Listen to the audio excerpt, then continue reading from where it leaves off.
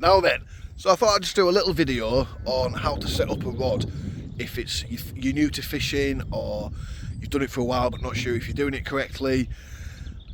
Again, I'm still what I class as a beginner. I've been fishing for years and years and years, but there's still things you learn all the time. So, but I know when I was starting out, I had to look up videos or books and things like that, or ask people at the ponds to help me. So I just thought I'd do a little tutorial on how to set up a new rod, very basic setup, and hopefully it helps somebody out. So this is my rod. This is a 10-foot sonic extractor with a sonic extractor reel.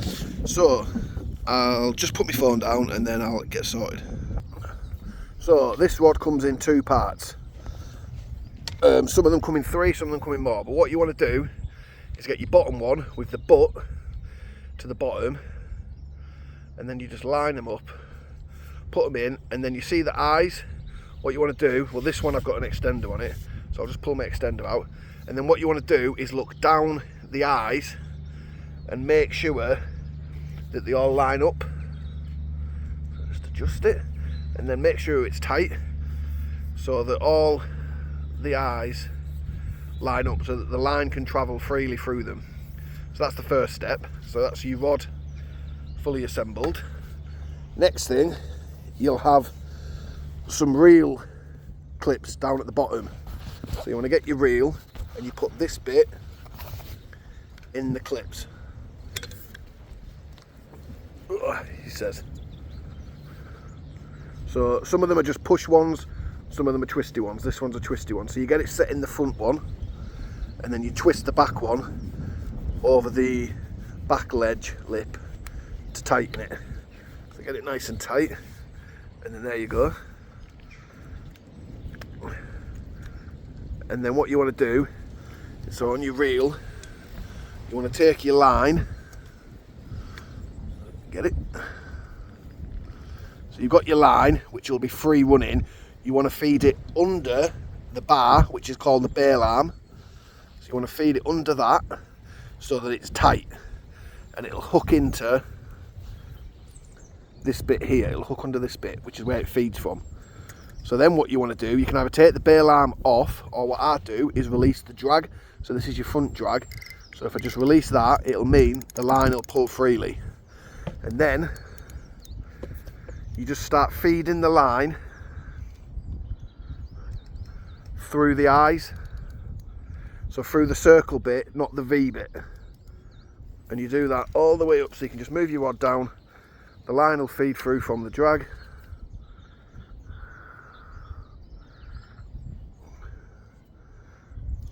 Another one. And another one. Just keep moving your rod backwards to get all the eyes. And you don't want the line going over the rod. You want it nice and straight. So feed it through. And again, and then move it one more time through the final eye. He says it is fiddly.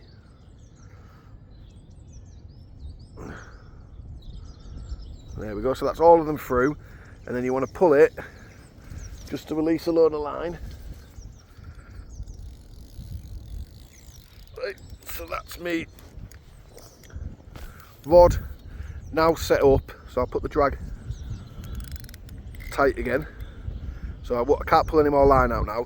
So that's all the line through. See if I can show you. So you can see all my eyes are lined up and the line's all the way through now. So I'll just go and get some bits and I'll show you the next step. Right, so now for the end terminal tackle. So I've got some bandit hooks. I do make my own rigs, but I just thought for the sake of the video I'll just get some pre-made, as that's what you're doing. So these are just ready rigs up to £7, size 10, and they've got your little band on the bottom so you can put pellets and pop-ups or whatever on. It just makes life simple. Then I've got an inline lead stem. Got my lead, this is a 2-ounce lead.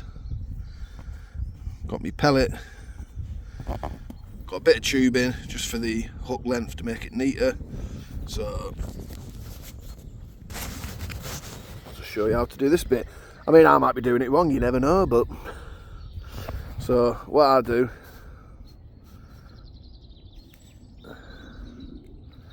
put the stem through the bigger end of the lead, and then that stops on. The idea is, on the inline leads, if the fish gets snagged or anything like that, the lead will pop off so that the fish isn't dragging the lead round, and obviously it'll cause damage. So the idea is that the lead will come off, you'll lose your lead, but at least you won't hurt the fish. So yeah, so you get that, and then put my main line through the end bit, and then just tie whatever knot you're comfortable with tying. So I'll just do a blood knot. Just tie it round 6 to 10 times, put it back through the loop, hold on to that, wet it, pull down so you get a nice knot. Just make sure that's tight. Trim off the tag end, don't chuck that. I hate people that just leave line around. So I'll put that in my pocket and it'll go in the bin later.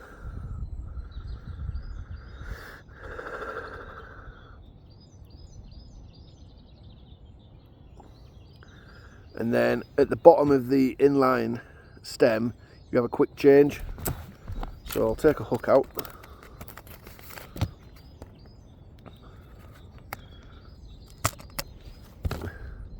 So you want to, I'll tell you what I'm going to do first.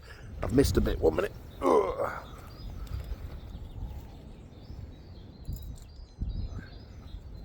So get your baiting needle and feed a bit of tubing onto your baiting needle, and then pull that back over your hook length, so like that. Then feed it onto your quick change, so that you can then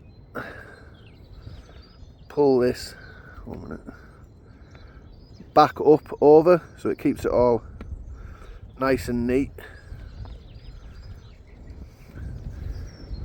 Stab myself. So that's the finished product. So you've got your lead, a bit windy today, you've got your lead down onto your quick change and down onto your bandit pellet, and that'll just stop the hook being able to, the loop being able to slip off, sorry. And then obviously if your fish does get snagged, your lead just pops off and it'll just break off. So nice safe rig. And then what you want to do is get your pellet expander, band expander, and you get your little ring on the hook, put all 4 in and then push so it opens. Get your pellet or bait of choice, put that in, and there we go. It's as simple as that, guys. So I'm going to put a bit of glug on this and then get it out.